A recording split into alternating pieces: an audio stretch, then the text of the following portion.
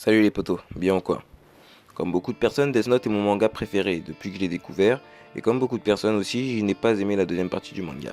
Et je vais pas vous le cacher, parce que oui, Light fait partie du haut de mon top de personnages de manga pour qui j'ai le plus de respect, et qui ont réussi à faire changer mon comportement ou ma vision des choses. Mais deux, parce que je trouve que cette partie 2 est bâclée. J'ai toujours pensé que la partie 2 avait été faite juste pour terminer le manga en chopant Kira, et en faisant donc gagner le bien au mal comme dans tout bon shonen. Alors que pourtant, ce n'est pas toujours le cas dans la vraie vie, et vous pouvez le voir chaque jour. En vrai, si Light avait gagné à la fin, il aurait quand même, malgré sa mégalomanie qu'on ne peut pas nier, rendu le monde meilleur. Et qu'on est du côté de Light ou elle, la fin du manga aurait été heureuse, non? Mais bref, je m'égare de ce que je vais vous faire part avec cette vidéo. Bon, du coup, vous imaginez bien que si Light est mon personnage préféré et que je n'ai pas aimé la fin du manga, RT6 c'est triste. Je n'aime pas beaucoup, si ce n'est voire pas du tout, Nier. Ce personnage CTRL-C, CTRL-V de L, mais en mineur. J'ai beaucoup aimé Melo, car la stratégie qu'il avait pour capturer Kira était vraiment intéressante. Le personnage en lui-même aussi. Mais Nier, bref, en lisant le manga, je me suis aperçu d'un truc qui s'est passé à la fin du manga dans les dernières pages du tome 12. Donc le dernier tome du manga. C'est quelque chose qui se passe après la mort de Light, donc chose qui n'est pas présente dans l'anime. Aussi, la première fois que j'ai lu ce tome et que j'ai vu la chose dont je vous ai parlé, je n'y ai pas vraiment fait attention. Et puis je faisais pas de vidéo pour en parler. Mais j'espère que je vais vous apprendre quelque chose, surtout aux gens qui ont vu que l'anime et qui eux aussi n'aiment pas Nier. On est ensemble.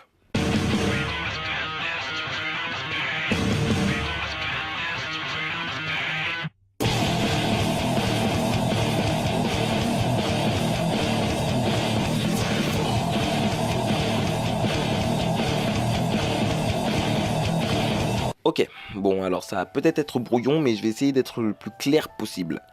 Vous êtes prêts? On y va. Après la mort de L, c'est Light Yagami, connu aussi en étant Kira, qui reprend le nom et la réputation de L, afin que le monde ne soit pas au courant de la vraie mort, enfin de la mort du vrai L, donc L, Low Light. Deux enfants de la Wami's House, un orphelinat où a grandi L et dont le créateur est Watari, ont été choisis comme les enfants qui avaient le plus grand potentiel pour être le successeur de L. Les successeurs. L'un est Melo, le plus impulsif et le plus vieux des deux, mais c'est aussi le plus sociable. Et l'autre, Nier, ici un peu comme elle, est beaucoup plus calme que le premier. Mais du coup, c'est aussi le moins sociable. Avant sa mort, elle n'a pas pu déterminer qui des deux serait son successeur. Le nouveau directeur de la Wami's House, Roger, informa donc les deux garçons que elle était mort, mais qu'il n'avait pas choisi qui sera le successeur. Alors qu'une demande d'union avait été proposée aux deux successeurs, seul Nier avait accepté. Melo, lui, étant toujours au second plan et ayant espéré de tout son cœur être choisi pour être successeur de Elle, n'a pas accepté et a quitté l'orphelinat. Il a décidé de mener l'enquête seul et donc tuer Kira et tous ceux qui seront en travers de son chemin. Putain qu'il était cool.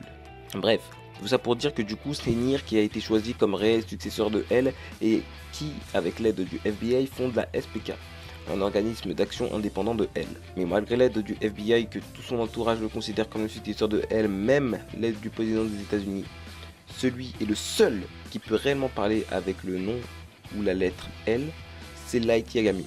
Et leur première rencontre, qui a été téléphonique, en vrai, donc je devrais dire dès leur premier échange, Nier commence par Très heureux de faire la connaissance du deuxième L. de sorte à narguer Light en mode et oui, je sais que elle est mort et que toi tu n'es qu'un second L, donc tu n'es pas le vrai L, donc t'es un bolos. Il dit à Light ensuite qu'il peut l'appeler N, donc il se présente avec une lettre, tout comme elle, et elle était le seul détective à le faire. Là encore, il nargue Light, sans pression, il en a rien à foutre ce petit con.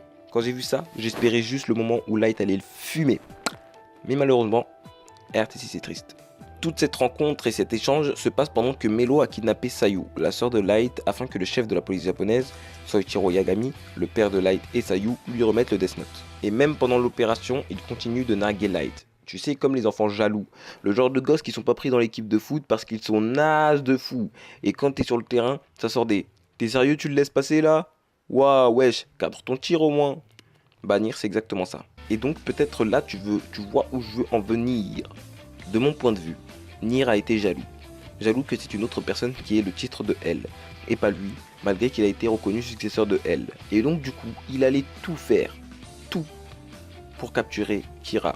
Pour aller plus loin, il appelle même un moment Light pour lui demander de faire un jeu. Ce jeu, c'est le premier qui attrape Kira à gagner. C'est un gamin. Tout ça pour se prouver à lui-même qu'il est vraiment le réel successeur de L. Personnellement, je ne pense pas que Nier soit un véritable successeur de L. Déjà parce que je l'aime pas, et ça c'est clair et net. Mais aussi parce que même si L était un connard tout comme Light, et que lui aussi voulait se prouver qu'il était plus fort que Kira, de un, il y avait quand même cette petite morale, tu sais, il voulait quand même faire le bien, et il voulait arrêter Kira parce que Kira faisait le mal. Contrairement à Nier, dont j'ai l'impression qu'il fait ça que pour se prouver qu'il est le vrai L. Il joue tout le temps, et pour lui ça, ce n'était qu'un jeu aussi. Il en a rien à foutre de capturer Kira. De deux, à la mort d'Ukita et à plusieurs reprises, on voit que elle a des émotions quand même. Même si on peut dire que ce n'était que pour l'enquête, moi je ne pense pas. Salut les potos. Alors au début en fait je disais que elle n'avait pas choisi son successeur, mais je me suis rappelé que qu'à un moment que elle demande à Light d'être son successeur s'il lui arrive quelque chose. Et il lui dit ça lorsque Light n'a plus de souvenir du Death Note, donc du coup il était plus du tout affilié à Kira, donc il était normal, et donc elle n'avait plus de soupçons sur lui. Donc on peut pas dire qu'il a dit ça juste pour voir la réaction de Light en mode non non non non non. Donc peut-être que elle lui-même avait du mal à choisir son successeur entre Melo et Nier, car il voyait les défauts des deux garçons et qu'en rencontrant Light, il a trouvé un vrai successeur. Mais il l'a pas dit à Roger, le directeur de la Wami's House, parce que bah il avait pas le temps et tout, il y avait Haja. Donc ouais, bon bref. Voilà quoi. Enjoy the vidéo. Ouais, j'ai dit enjoy the vidéo, je suis sérieux là. Ouais, vas-y, bon, aimez la vidéo. Mais Nier, un moment, il y a la moitié des gens avec qui il taffe qui sont morts devant lui. Il s'en bat les couilles. Et d'ailleurs, quand il a soupçonné que Kira avait aidé la police japonaise, tu sais, il a eu un petit soupçon en mode Kira a sûrement aidé la police japonaise ou est affilié. Il a tout de suite dit, si Kira fait partie de la police japonaise, c'est que le deuxième qui est elle et Kira. Qui donne des arguments. Je vous jure que en lisant les tomes, il n'y a pas vraiment d'argument. Il dit juste, écoute, si Kira est affilié à la police, c'est que le deuxième elle est Kira. Et de ma théorie, déjà, de ce que je vous dis depuis le début, pour moi, c'est juste parce qu'il avait le seum contre Light, parce que Light était le deuxième qui est elle. Voilà, tu m'as compris. Il sort des trucs, genre dès le début, j'ai senti quelque chose de bizarre, c'est ce deuxième elle, mais toujours sans vraiment d'argument. À un moment, il dit, il ne veut pas travailler avec nous, pour pas qu'on se mette dans ses affaires. Mais le truc, c'est que Light a demandé plusieurs fois de travailler, que Nier les aide, et il disait non, on travaille sans elle. À un moment, Light lui demande un truc, et il dit j'ai pas envie de vous le dire. Enfin, mais gros, en fait, vous comprenez pourquoi au début j'ai dit que je pensais que c'était bâclé, parce que tout simplement, c'était incohérent à un moment. Mais en fait, c'est peut-être juste parce que l'auteur est un génie. Bref, il a tout fait pour capturer Light et il a réussi à la fin, mais seulement parce que Light s'est balance lui-même. 39. Et voilà, c'est moi qui ai gagné. Bon, là les potos, pour terminer, je vais vous parler de la chose dont je vous ai parlé au début.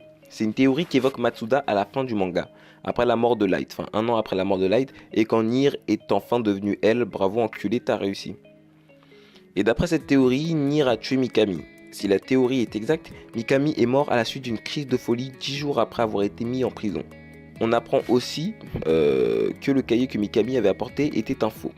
Nier avait demandé à Giovanni de faire la substitution des cahiers et celui que Nier possédait était le vrai.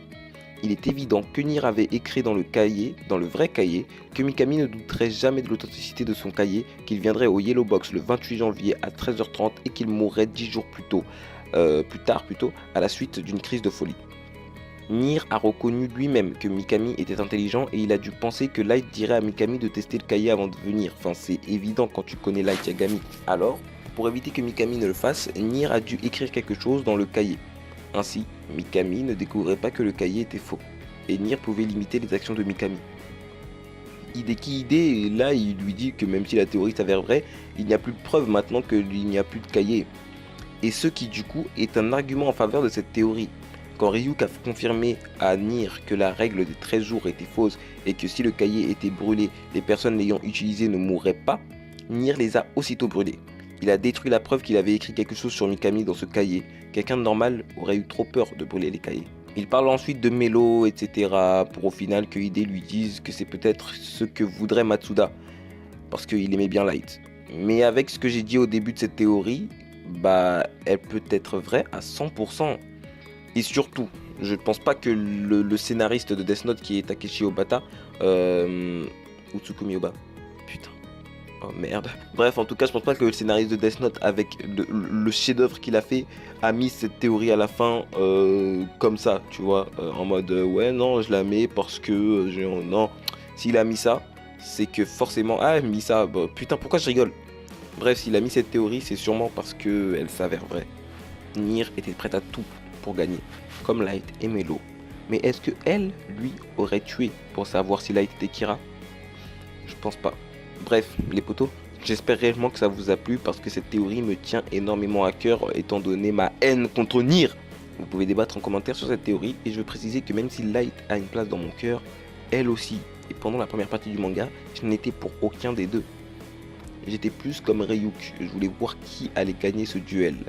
Donc dans les commentaires, ne faites pas de guerre L vs Light s'il vous plaît, les deux sont exceptionnels et on le sait.